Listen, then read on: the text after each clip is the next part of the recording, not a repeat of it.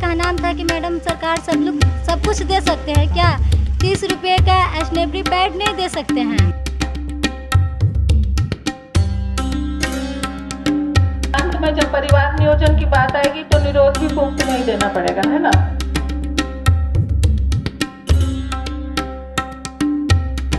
कहा कि तुरंत इसके बारे में जानकारी ली है और तत्काल हमने कह दिया है वो अभी तुरंत मीटिंग हो करके ये देख लिया जाएगा और अगर कोई सवाल ही नहीं पैदा होता उन लोगों के लिए तो हम मदद कर ही रहे हैं महिलाओं के लिए।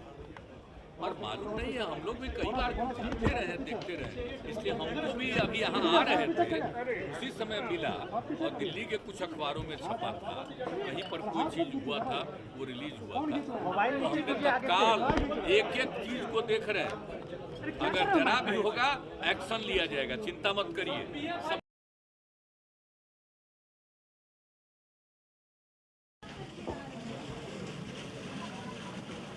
नवरात्र का महीना चल रहा है और ये माना जाता है कि नवरात्र में बेटियों की सेवा होती है। बेटियां जो कहती हैं वो पूरा करना होता है और स्वाभाविक तौर पर लोग ये भी मानते हैं कि अगर बेटियों की सेवा हो जाए, इस वक्त बेटियों का सम्मान हो जाए, तो मां की कृपा सालों भर बनी रहती है।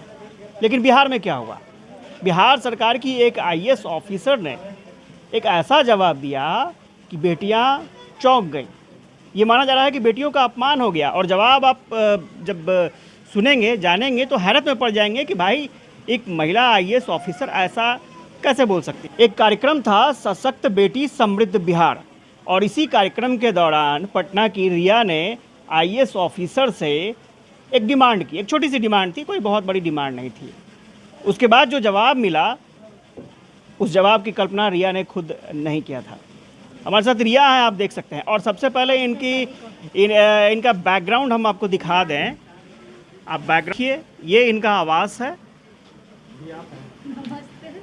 और ये रिया हैं और जानने की कोशिश करेंगे कि रिया को अगर आखिर ऐसे हालात का सामना क्यों करना पड़ा। ये बताइएगा हमको, कार्यक्रम के बारे में बताइए कि क्या कार्यक्रम था और क्या आपने कहा और क्या जवाब मिला। सबसे पहले सबको नमस्ते। कार्यक्रम था सशक्त बेटी समृद्धि बिहार, इसका नाम ही दिया गया था ये। तो हम लोग को था कि अपना बात को रखना, हम लोग वहाँ पे झगड़ा करने नहीं गए थे, क्योंकि जैसे मैडम से हम लोग सवाल किए, ऐसे सवाल हम लोग तेज प्रताप यादव से भी किए थे। उनके पास भी गए थे जब हमारे मोहल्ले में कोई भी समस्याएं होती है तो ज़्यादातर ये बोलना चाहूँगी, वहाँ पे हम लोग झगड़ा करने नहीं गए थे, बस अपनी बातों को वहाँ रखने गए थे। तो क्या किस बात को लेकर के इतना विवाद बढ़ गया? उन्होंने क्या कहा और आपके मन में क्या इच्छा थी, आप क्या कह रही थी? जैसे हम लोग तो पहली बात की अपना बात बोल ही नहीं पाए, वो दूसरा जैसे हम लोग तो सोच कर गए थे कि बहुत सारे मैडम से बात करेंगे, मैडम बात को आगे बढ़ाएंगी। मेरा सवाल ये था कि मैडम अगर सरकार सब कुछ हम लोग को देती हैं, जैसे सरकारी स्कूल में या फिर मैट्रिक में फर्स्ट लाने पे 15,000 है और इंटर में फर्स्ट लाने पे 25,000 है और BA में फर्स्ट लाने पे 50,000 है। तो जब सरकार हम लोग को इतना पैसा फर्स्ट लाने पे देते हैं, या फिर अगर शादी भी होता है तो शादी के बाद शायद पैसा मिला जाता है 50,000 या कुछ नहीं, वो पढ़ाई पर ही डिपेंड करता है वो। हाँ, तो पढ़ाई पे कुछ पे भी, लेकिन ऐसे पता चलता है कि सरकार बहुत सारी योजनाएं ऐसी निकाले हैं कि जिनमें बहुत पैसा मिलता है, खास कर लड़कियों को। तो वही मेरा कहना था कि मैडम सरकार सब कुछ दे सकते हैं क्या? 30 रुपये का स्टेशनरी पैड नहीं दे सकते हैं? मेरी यही मैडम से सवाल था। तो मैडम का जवाब क्या मिला? मैडम का जो जवाब था वो सब लोग सुने हैं, फिर भी हमसे पूछ रहे हैं। हम इसलिए पूछ रहे हैं कि चूँकि आपने ऐसी बात रखी, कभी भी पहले एक समय था कि जब झिझक होती थी लोगों को बात करने में, लेकिन लोग अब आगे आए और झिझक खत्म हुई। तो मैडम ने क्या कहा वो भी बताइए दर्शकों को। मैडम ने कहा कि कल को जूता मांगोगी, फिर कल को अच्छा कपड़ा मांगोगी, ये सब मैडम का ये था। मैडम ने जवाब दिया। नहीं, इसके अलावा और भी था कि हाँ, वो बात इस पे मैडम बोली थी जब हम लोग बोले थे कि जब वोट का समय आता है तब तो सब लोग हाथ जोड़कर आते हैं और बहुत वादे करते हैं जो कि निभा नहीं पाते हैं। तो उसी पे हम लोग बोले थे कि जिस तरह से वो लोग वोट मांगते हैं हाथ जोड़कर, उसी तरह से वो लोग हमारी बातों को भी सुने और समझे और ध्यानपूर्वक आप मेरी बातों को सुनकर आगे पहुंचाएं। हाँ। तो मैडम ने कहा कि पाकिस्तान बन जाओ, मत दो वोट। तो हम लोग भी बोले कि हम लोग हिंदुस्तानी हैं, पाकिस्तान हम लोग क्यों जाए। एक चीज़ और जानना चाहेंगे, उसमें झिझकना नहीं है, ये कॉन्डोम वाली बात कहाँ से आ गई? पता नहीं, मैडम शायद बोली थी, लेकिन हम पता नहीं, हम नहीं सुने ही नहीं थे ये बात। अच्छा। वीडियो भी हमको नहीं पता है, वो तो आज हम देखे तब हमको पता चला कि इतना बवाल हो गया, हमें नहीं पता था। तो वीडियो देखने के बाद आपको क्या पता चला जो कि मैडम इस बात का जिक्र की थी? नहीं, हम ध्यान से नहीं सुने हैं ये सब बात, सिर्फ यही सब सुने हैं कि कल को जूता मांगोगी, कल को शौचालय अलग अलग मांगोगी, घर में कैसे जाती हो एक शौचालय में। तो आपको लगता है कि आप ये सोच कर गई थी कि एक आईएएस ऑफिसर से आपकी मुलाकात होगी और इस तरह का जवाब मिलेगा? ऐसे हम लोग को पता था कि हम लोग जिससे बात कर रहे हैं वो आईएएस ऑफिसर हैं, हम लोग को पता था ये बात।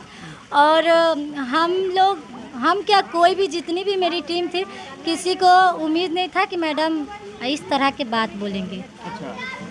तो अब क्या आपको लगता है, वो तो उस पर तो अब जांच हो रही है कि भाई वीडियो और सही में मैडम ने बोला है या नहीं बोला है, आपको क्या लगता है क्या होना चाहिए? नहीं, होना तो वही सरकार को थोड़ा सा उस पर ध्यान देना चाहिए कि सबसे पहली बात हम बोलना चाहेंगे ये कि जो मैडम ने बोली कि आत्मनिर्भर बनो, तो आत्मनिर्भर तो खैर सरकार को भी बुरा लगेगा, इसलिए मैं माफ़ी चाहती हूँ, इसके बाद में बोलती हूँ। जैसे मेरी जो घर है और जो हम लोग खाना बनाते हैं, वो सरकार थोड़ी ना हम लोग को खाना मतलब देते हैं, वो तो मेरा भाई कमाता है तब हम लोग खाते हैं, अगर नहीं कमाएंगे तो हम लोग नहीं खाएंगे।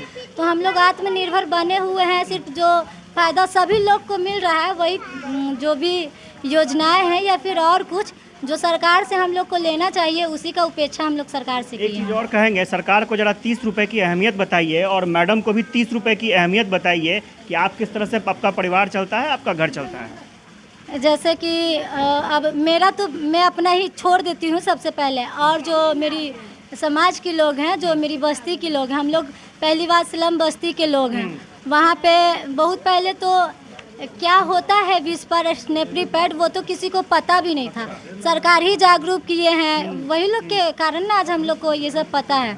बहुत पहले तो नहीं पता था, सब लोग कपड़ा यूज करती थी, लेकिन जब पता चला हम लोग को तो हम लोग अपना ये सब कोई स्नेपरी पैड यूज़ करने लगे। लेकिन और सब जो लोग हैं वो लोग जो कि यहाँ पे ज़्यादातर लोग ऐसे दिखेंगे जो कि ठेला चलाते हैं या फिर रिक्शा चलाते हैं या फिर कूड़ा चुनते हैं, ऐसा लोग दिखते हैं। तो वो लोग कहाँ से 30 और 40 रुपए का स्नेपरी पैड खुद के लिए खरीदेंगे। जैसे कोई भी लोग यहाँ की जो थोड़ी बहुत भी पढ़ी लिखी हैं, तो वो लोग को पता है कि कपड़ा से गंदगी ये वो होता है, बहुत सारी बीमारी होता है। जो मूसर कास्ट के लोग हैं और भी अनदर कास्ट के लोग हैं, वो लोग ये सब बात को भी नहीं पता है, और 40 रुपया जानते के नाम पे वो लोग सोचेंगे कि नहीं, इतना में तो मेरा 20 रुपया और मिलाएंगे तो एक टाइम का मेरा खाना बन जाएगा। कितनी बड़ी बात है। और आप शायद जब इस लड़की ने आवाज़ उठाई थी तो स्वाभाविक तौर पर एक सवाल उठ रहे थे कि क्या वाकई आवाज़ उठाना सही है या नहीं है।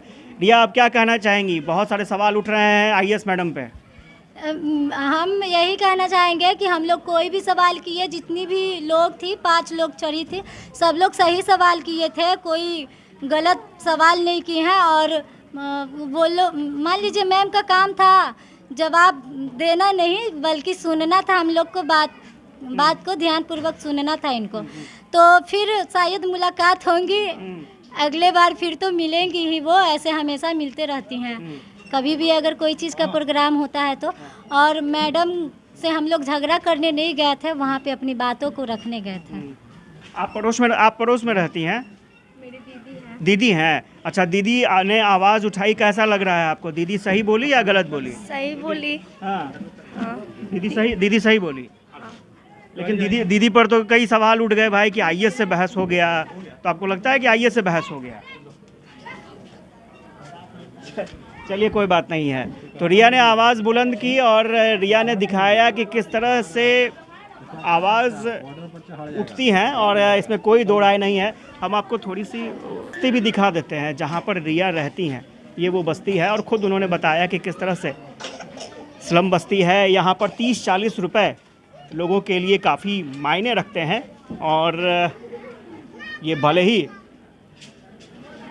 अधिकारियों को 30-40 रुपए छोटी सी बात लगे, लेकिन 30-40 रुपए यहाँ अहमियत रखते हैं और यही वजह है कि रिया ने इस 30-40 रुपए की चीज़ के लिए आवाज़ बुलंद की और उम्मीद की जा रही है कि सब चीज़ ठीक होगा और सरकार की तरफ से एक और योजना लाई जाएगी। अभी फ़िलहाल सैनिटरी नैपकिन की बात करें तो स्कूलों में ये सुविधा दी जा रही है, मुफ्त सैनिटरी नैपकिन। हालांकि उसमें भी जांच का विषय है कि ये वाकई स्कीम जो सरकार की तरफ से शुरू की गई थी वो चल रही है या नहीं चल रही है। लेकिन इस तरह की जो बस्तियां हैं वहाँ पर अगर स्वच्छता को लेकर के इस तरह की स्कीम शुरू की जाती है या लड़कियों को ये मुहैया कराई जाती है तो ये एक अच्छी पहल होगी। आशुतोष चंद्र, यूबी न्यूज़, पटना।